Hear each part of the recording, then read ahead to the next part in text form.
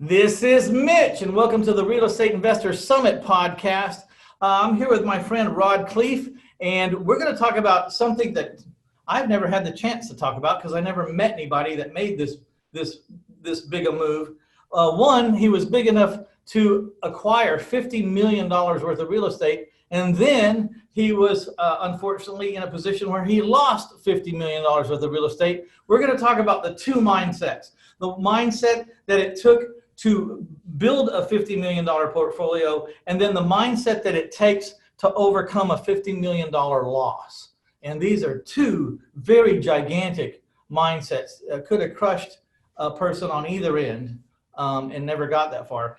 But I would like to pay homage to my sponsor, taxfreefuture.com. If you don't have a tax-free or tax-deferred investment account to which to grow your retirement fund or your finances, you have no idea the size of the tool that you are missing from your tool belt. Please go to taxfreefuture.com. Give the little micro information there. We promise not to beat you up with a bunch of endless stream of emails every day. But do that and get in to see the little 37 video vignettes. My favorites are the ones that teach you how to take a little bit of money in those accounts and make it into a whole lot of money, even though the rules say we're only supposed to be able to grow at X amount per year. You talk to the experts, we figure out how to proliferate. So, taxfreefuture.com. Thank you for sponsoring us today. All right, Rod, how you doing? Good, brother. Let's have some fun today. You look like you're sitting in a very beautiful place. Where are you? Well, that's actually my backyard, but it happens to be a green screen. But it is my backyard. I'm pretty blessed that we have this place. Where you at? Yeah, I'm in Sarasota, Florida. All right, good place. Yeah. All right, so we got a lot of ground to cover in a little bit of time. So let's start with the basic. Fill us in on who you were before you started this uphill climb for $50 million. Sure. Yeah, and by the way, that wasn't $50 million worth of real estate. That was net equity. It was a whole lot more than that. But painful, even more painful than your description. But let me get into it because there's a pre-frame to this, and with any crisis comes opportunity. So let's talk about that. So I immigrated to this country when I was 6 years old with my brother Albert, my mother's Vantje. I immigrated from the Netherlands. I was born in Holland. And ended up in Denver, Colorado, where we lived for 30 years. And we didn't have much. In fact, I wore clothes from the Goodwill and the Salvation Army all the way through junior high school till I could get a job and buy my own clothes. And, we drank powdered milk because my mom thought milk was healthy, and ate expired food because that was cheaper, and I'm sure you've got listeners that had it harder than we did, but I knew I wanted more. And I knew I wasn't going to settle for that. And my mom was a bit of an entrepreneur, and she had an incredible work ethic. So she babysat kids so we'd have enough money to eat. And with her babysitting money, she bought the house across the street from us when I was 14 for around $30,000. And when I was 17, about to graduate from high school, she told me she'd made $20,000 in her sleep. And I'm like, what? You didn't do anything? You made $20,000? Screw college. I'm getting into real estate. So I got my real estate broker's license right when I turned 18. I was a broker, believe it or not, because you could do it with education back then. They finally wised up, and you have to have some experience now. But I wasn't just an agent. I was a broker. And so I was going to be rich in real estate. Well, my first year, I maybe made about 8 to 10 grand. This is 1978. Second year, maybe 10 to 12 grand. But my third year, I made over $100,000, which back in 80 or 81 was a decent chunk of money. So what happened between year 2 and year 3? What happened, Mitch, was I discovered, I worked with a guy that taught me about the importance of your psychology and mindset, and how really that 80 to 90% of your success in anything is your mindset and your psychology. Only 10 to 20% is the real estate stuff you and I talk about on our podcast. It's really, if it was just knowledge, there'd be a bunch of wealthy librarians and college professors out there. You have to actually take action with what you learn. You have to push through fear, push through limiting beliefs, or even worse, get uncomfortable. A lot of people are comfortable, and the comfort zone's a warm place, but nothing freaking grows there, right? And so, fast forward to today, I've owned over 2,000 houses that I've rented long-term. I've had multiple apartment complexes in 3 states. In 2006, my net worth went up $17 million while I slept. But there's a punchline. When that happens, people can tend to get a big head. Well, that happened to me. I thought I was a freaking real estate god. You know, I did the math on it. It's like $8,500 an hour over the year. And when you get a big head, sometimes God or the universe, whatever you believe, will give you, you know, a smackdown. Well, that was 2008 for me. I lost that 17 million, a whole lot more. Like you said, I lost $50 million. And I thought I was set for life, brother. I thought, you know, 80 million baby boomers getting old and getting cold. I thought I was good. But I completely crashed and burned. And so what I enjoy talking about on my podcast and also, you know, my live events is the mindset it took, like you said, to have 50 million to lose in the first place, but then what it took to recover from that. And some people don't. I mean, back in the Great Depression, people jumped out of buildings for losing less than that equivalently to, you know, today's dollar. And so the mindset it took to come back to the success that I have today. So, you know, if you'd like, I can drill down on that topic a little bit for you, Mitch. Well, so, I mean, what was the lesson learned? I'd like to start with what was Sure. Let's talk about that. Because you know, that's what you spent $50 million to learn something. Oh, it was a seminar. I call them seminars. I've had lots of seminars. That was my biggest, hopefully the only one that'll ever be that big. But you know, we fail our way to success, Mitch, and you know that. And any successful person has failed many, many times. So I want to guess. I want to guess though. Let me just guess. I'm going to guess. Okay. Right. Then you tell me if I'm right or wrong. But I'm going to guess during the time they taught to leverage up on your property. Nope. I was at a 30% loan to value, brother. Oh, wow. Okay. And so I only owed 30 cents on the dollar, and I went upside down. By 2009, I was upside down. My portfolio dropped more than 70%. So, but that's not what pulled me down. It's the values that are irrelevant. In fact, I wrote a book about this. The subtitle's The New Rules of Real Estate Investing, i.e. the new rule is focus on freaking cash flow. What pulled me down, and the lesson I got was that if I'm going to buy and hold, for God's sakes, I'm going to do multifamily. Now, I think your strategy where you give someone ownership and they're paying a note is, you know, when they've got a pride of ownership, that's a completely different dynamic. But the big thing that killed me, I'm not against single family. I mean, I've owned 2,000 of them. I've hopefully, you know, I've got a little credibility when I'm talking about this. And the big thing that killed me was I had houses 2 hours north and 2 hours south and everywhere in between. And here's what killed me. First of all, Florida has no state income tax, so the property taxes are much higher here, okay? Secondly, I had properties in wind and flood zones. The insurance on that is high, and that's, see, again, all impacting cash flow. But there were two big things. One was, if I sent a maintenance guy to one of my apartment complexes, you know, everything's the same. So we could stockpile plumbing guts and toilets and locks and appliance parts and HVAC parts. And I could send a guy and he could be in and out in an hour. Well, if I had to send somebody an hour or hour and a half north or south to go to a house, they'd have to go there to see what's wrong first, assess that. Then they'd have to go find a Home Depot or a Lowe's where we have an account. And then, you know, if you've ever fixed anything, you know, you get started and you realize you need something else. And by the time, you know, what would take an hour to make at a apartment, one of my apartment complexes would take all day at a house. And you multiply that times 800. And I had C-class houses, so a lot of maintenance, ongoing maintenance. So that was one big, huge piece. But the second, the coup de grace was, I had mostly C-class houses. So the people that were renting my houses were primarily in retail, or they were contractors. They were jobbers, you know, plumbers, electricians, drywallers, roofers, painters, all of that. And as you know, I'm sure you went through this, that fell off a cliff in 2008 and 2009. So these guys didn't have work.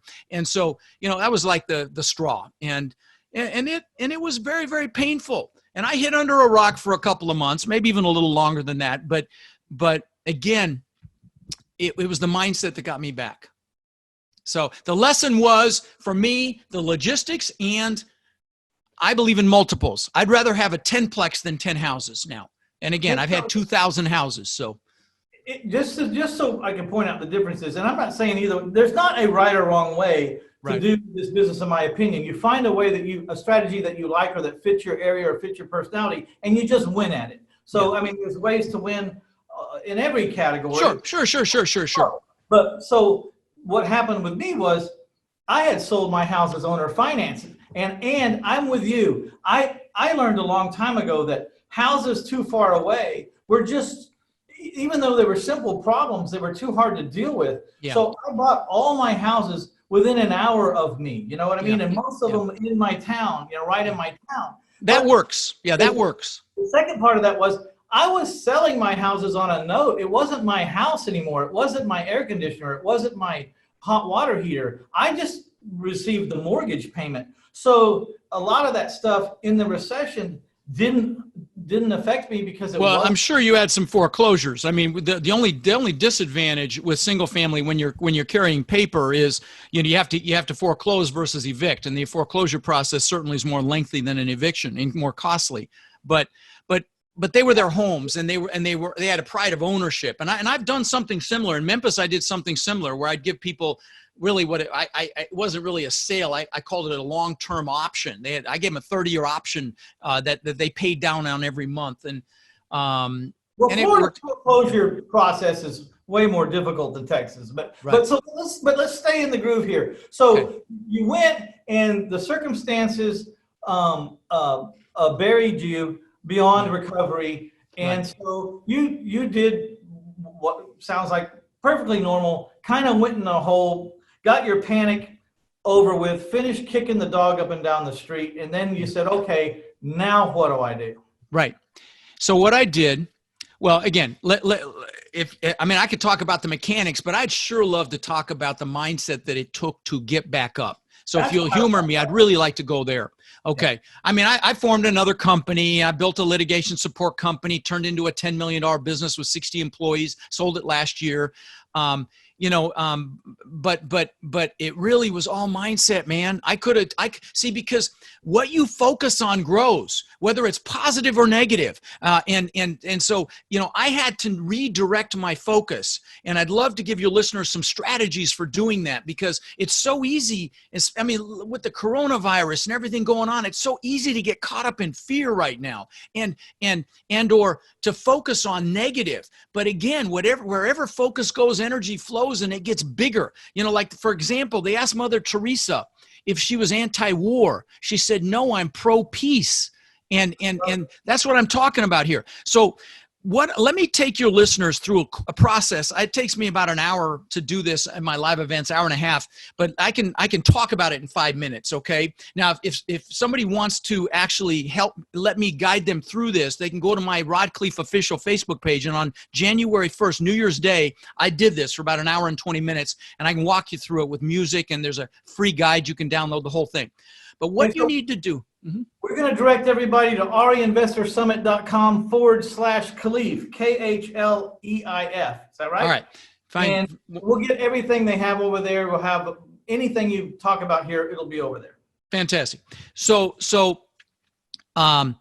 the thing you want to do, guys, is pick an hour. And if you have the ability to pull over, if you're listening to this, pull over and take a couple quick notes. I'll do this real quick.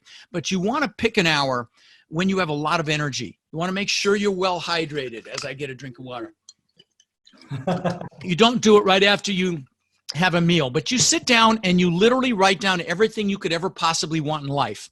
Now, of course, all the stuff, write down all the stuff. I just got, literally the last 2 weeks, I got jet skis and a boat, stuff like that, motorcycles, cars, houses. Write down all the stuff. There's nothing wrong with that. And by the way, take the lid off your brain, because but just the simple act of writing it down triggers something called your reticular activating system, which is that subconscious filter in your brain that filters out what it thinks is most important. Greatest example is when you first buy a car. You never really notice them. You buy the car and they're everywhere. And were they there before? Of course they were. So, and don't limit yourself. You are only limited by what's between your ears. So if you want to write down a yacht or a private jet or a private island, whatever it is, write it down. Because I will tell you that starts the process. And I'll give you a great example of this in a minute. So write down all the stuff. Write down how much money you want in the bank in a few years, how much you want in the bank in 10 years. Write down how much cash flow you want in, say, 3 years and in 10 years. And then I also want you to write down what you want to do in this lifetime. Maybe there's somewhere you want to travel. Like I've got a travel vision board now where, you know, places I've been, I want to go to again, or places I haven't been, I want to go. So where do you want to travel? Maybe what do you want to do? Climb mountains, you know, whatever it is. Like me, I jumped out of a perfectly good airplane about eight months ago. I'll never freaking do it again, but it's off the list. And so, you know, what do you want to do? Write that down. Also write down what you want to learn this lifetime. You know, maybe you want to write a book, but maybe you want to learn a foreign language. Write that down. Me, I'm going to learn how to play the drums. And I live in a compound now, and one of the buildings has my drum set my wife bought me, and it's set up, but I don't even know what end of the stick to use yet. But I'm going to learn how to play those damn drums, okay? So what do you want to learn? Write that down. And lastly, so it's everything you want to do, be, or have. It's not just the stuff. It's not just some New Year's resolutions. And you don't want to let the pen leave the paper. If you're analytical, don't stop to analyze it. Just keep writing and keep the momentum, breathe deep, and keep your energy up. Lastly, write down who you want to help, because we will do more for others than we'll ever do for ourselves. So maybe you want to do something for your kids or your parents or your siblings. You know, I bought my parents a house on a canal here in Florida, bought them a car, took them on cruises. Who do you want to help? Write that down. Then once you can't think of another thing, there's a couple more steps. I want you to put a time limit on each goal. How many years you think it's going to take you to achieve it? And you analytical ones, don't overthink this. Just guess at a number, 1, 3, 5, even 10 or 20. Realizing that as human beings, we will overestimate what we can do in a year and massively underestimate what we can do in 10 or 20 years. And I'll give you an example. When I was 18, I knew I wanted to live on the beach, and there's no beach in Denver. But I visualized palm trees and sand and waves and coconuts and the whole thing. 20 years later, I built this mansion on the beach, $8 million, 10,000 square foot property, just magnificent home. That was unthinkable when I was 18. So the point is, take the lid off your brain. Once you've got a time limit on each goal, I want you to pick your number one goal. I mean, that goal, when you get it, you're like, oh my God, this is unbelievable. That goal, write that down, put it on another piece of paper. Then I want you to pick your top 3 one-year goals, put those on another piece of paper. Okay, now you're ahead of 99.9% of the people on the planet, okay? But there's one more step.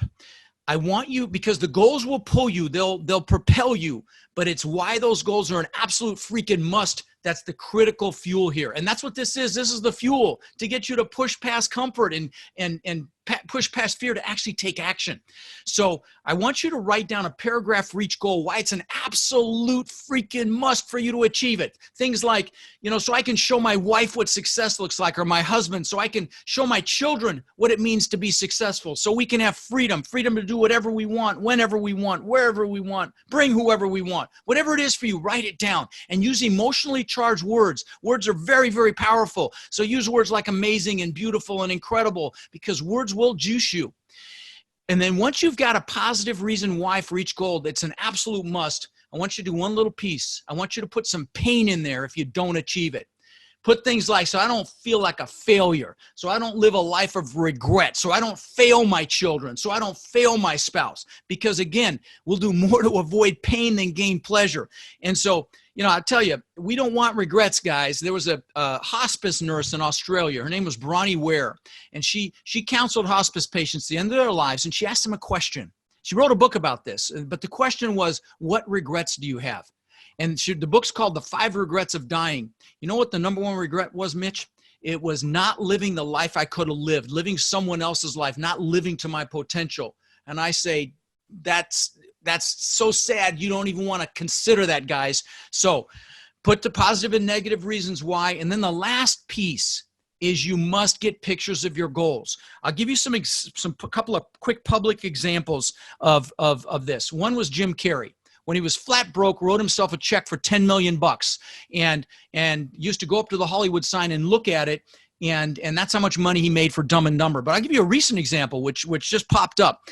Demi Lovato, 10 years ago, posted on social media that she was going to sing in the Super Bowl. That was her goal. And she sang in this last Super Bowl. But let me give you a couple personal examples. So when I was 18, I was going to be a broker. I was going to, and sell people houses. That's how I thought I was going to be wealthy, because I have my mom's experience. And so I bought this 4-door Ford Granada, this bone ugly freaking bench seat in the front Granada, and just ugly. But it was a 4-door because I figured I had to have a 4-door car to show houses, right? Well, I worked with a guy that had 2 Corvettes, and he let me drive one. And that's a critical piece as well, that experiential piece. Well, within, I got a picture out of a magazine. I mean, this is before you could spell internet. I got a picture out of a magazine of a Corvette, and I put it on the visor of that bone ugly Granada. So every time I got in, it was like right there in front of me. Within a year or two, I had a beautiful Corvette. Now, I'll give you a couple more quick examples. But I want to pre-frame this by saying this is not me bragging, because this stuff I'm going to share with you doesn't interest me anymore, but it's great to hopefully inspire you as to the power of this. So, this is back when the TV show Magnum PI was out, and the actor's name was Tom Selleck, and he was the detective, and he drove this awesome Ferrari 308, and I thought that was the coolest freaking thing I'd ever seen. So I got a picture of that actual car and put it on the visor of my Corvette. Within a year or two, I had a Maserati look just like it. Last example, car example. I'm the guy that always wanted a Lamborghini. I had posters in my bedroom growing up of the Lamborghini Countach and pictures of, bikinis and, the whole thing, and what's interesting is my son collected models of exotic cars, and he had a model of the exact same color and style Lamborghini that I ended up getting. So guys, get pictures. In fact, I don't know if you put this on YouTube. Do you put these on YouTube, Mitch? Yeah. Okay. So this is my planner. Okay. It's on today. In the back of this thing, I've got pictures that have been in here literally 20 years. Okay. They're in plastic. They're dog-eared.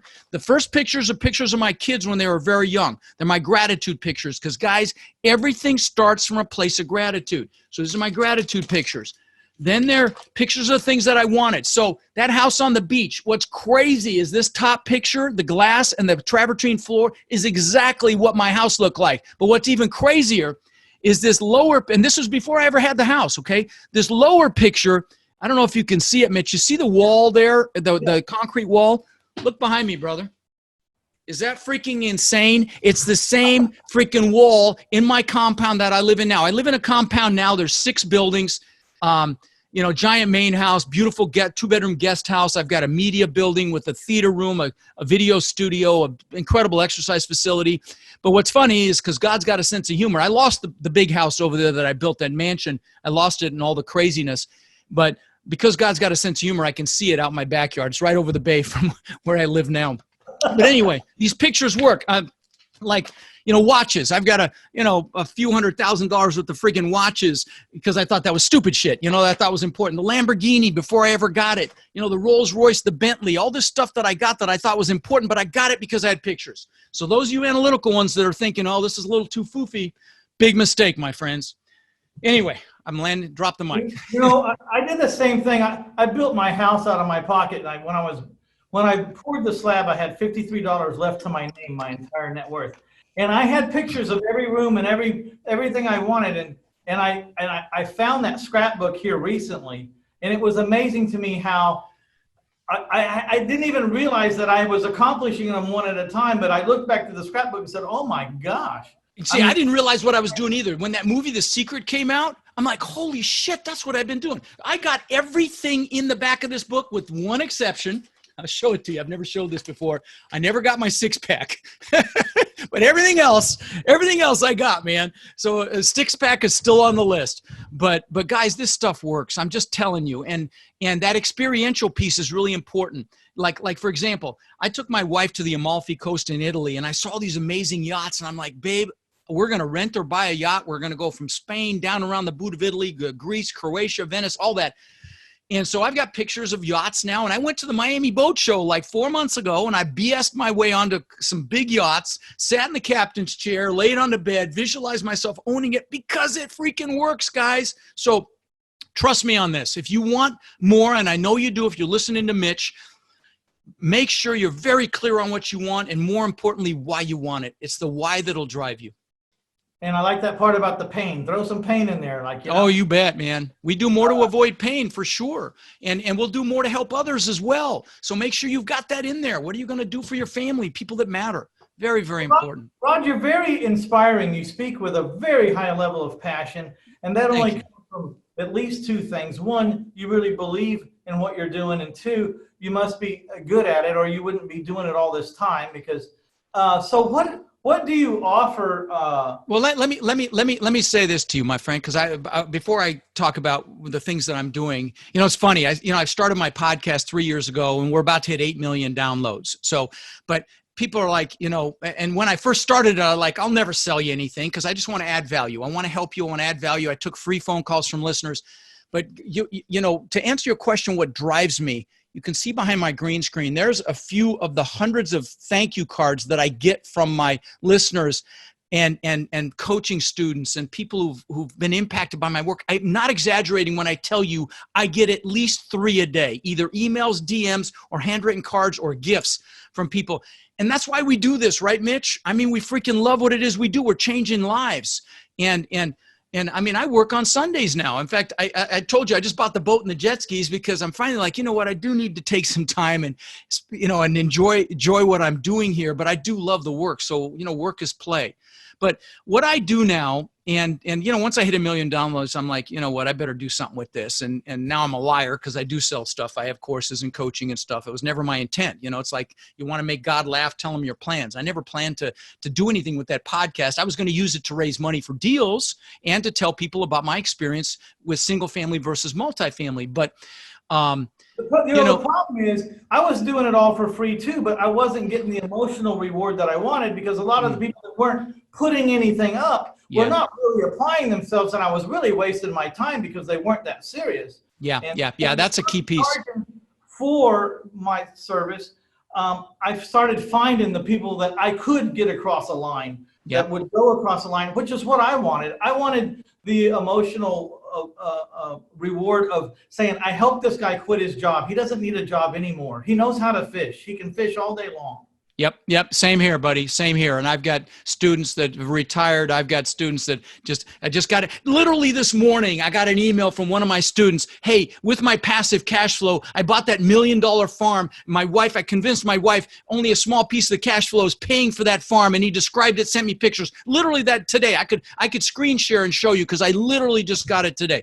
And I mean, that's why we love what we do, man. And anyway, so what I started doing is I wrote a book. I gave away 20,000 copies for free of my book. It's 200 pages. I mean, it's kick-ass. And finally, my team's like, hey, knucklehead, let's put it on Amazon and make some money. So it's on Amazon. It's a bestseller in 3 categories. But in its place, I created this tool book. It's 70 pages. It's called the Multifamily Property Toolbook. And it's like, if you're interested in multifamily, this is not for single family, so your listeners may not get value of this, but if you're interested in a duplex or any multifamily, this thing's like a due diligence checklist on steroids. And if you text Rod to 41411, I'll give you a copy and you can throw it in your show notes on your thing as well. But it's kick butt. I mean, there's no sales in here. It's no fluff. And it's an incredible piece. So again, Rod to 41411. But so I give away tons of free stuff, and now I do these 4 sold out live events a year. I've got an event coming up in Orlando, May 1st, 2nd, and 3rd. And let me give you listeners, I'll give them a break. It's already early bird. It's still early bird pricing, so the pricing's fantastic anyway. But if they use the code Mitch, I'll give them $100 off. And it's, this event is just me for 3 days. You are drinking through a fire hose for 3 days, my friend, if you come. But I'm here to tell you. What's the topic of the event? Multifamily real estate. It's called the Multifamily Boot Camp. It's how to buy apartments. So just to be clear, I have my strategy that I teach, but my podcast is to introduce all the different strategies to find good. For the person out there. I don't care. They pick mine, they pick yours. Just go win, win. Yeah. Love it. People got different aptitudes and different markets and everything else. So, different asset classes, everything. I mean, maybe you want storage buildings or retail or office or whatever. Mine is multifamily, and I freaking love it. I believe in it. I mean, we bought 1,000 doors last year. We've got 800 under contract now. We're actively buying very, very heavily. And I teach you how to buy apartment buildings in 3 days. But more importantly, I teach you the mindset so that you actually take action with what you learn.